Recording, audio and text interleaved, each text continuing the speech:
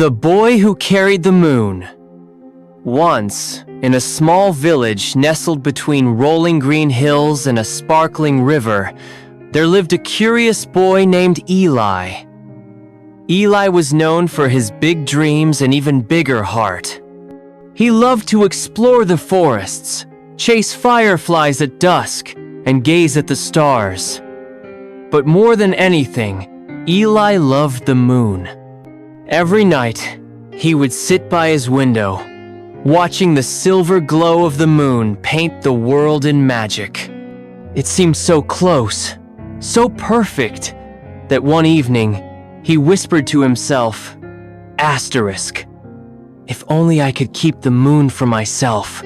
Eli had heard stories of fireflies being caught in jars, their tiny lights glowing like trapped stars.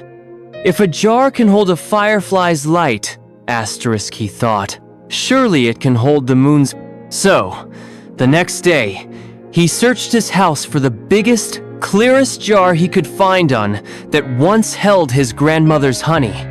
He scrubbed it until it sparkled, then waited impatiently for nightfall. When the moon rose, round and bright, Eli climbed onto the roof of his house, jar in hand. He stretched his arms as high as he could, trying to scoop the moon inside.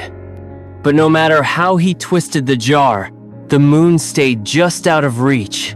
Frustrated, Eli tried jumping, then he stacked boxes to stand taller. He even tied the jar to a long stick and waved it in the air. But the moon simply smiled down at him, its light slipping through his fingers like water. The next morning, tired and disappointed, Eli wandered into the village square, where the wise old woman, Mabel, sold herbs and remedies. She had a way of knowing things before they were spoken. "Why so glum, little dreamer?" she asked, stirring a pot of lavender tea. Eli sighed. "I tried to catch the moon in a jar, but it won't stay." Mabel chuckled, her eyes twinkling.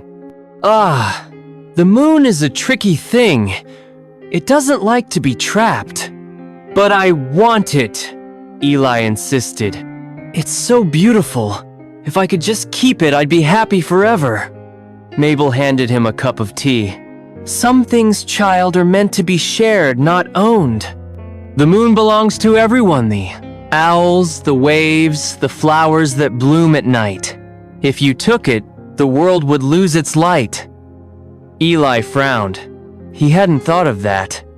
That evening, Eli tried one last time.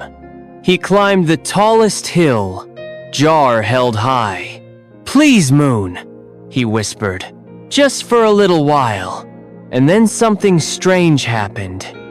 A cloud passed over the moon, and for a moment, the world went dark. No silvery glow on the river, no shadows dancing on the grass.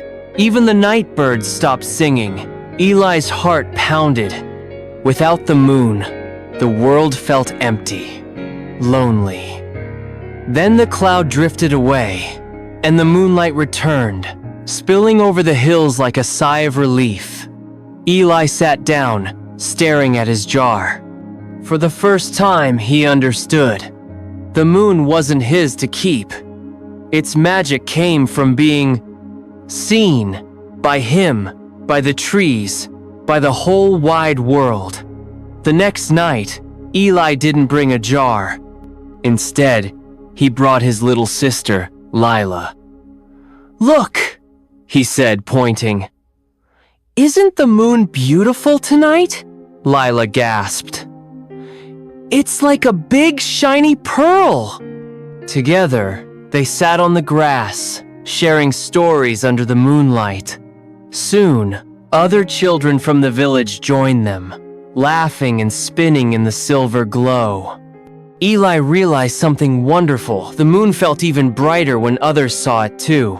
From then on, Eli still loved the moon, but instead of trying to own it, he shared it.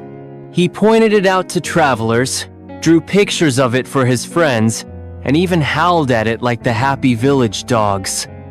And every night, as the moon shone down on the village, Eli smiled, knowing that some things are more precious when they're free. Mabel was right. True happiness doesn't come from holding something tight in your hand. It comes from opening your heart and sharing the wonder with others.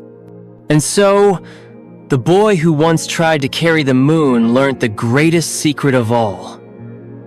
The more you give away joy, the more it grows. Moral: happiness is not about keeping things for yourself.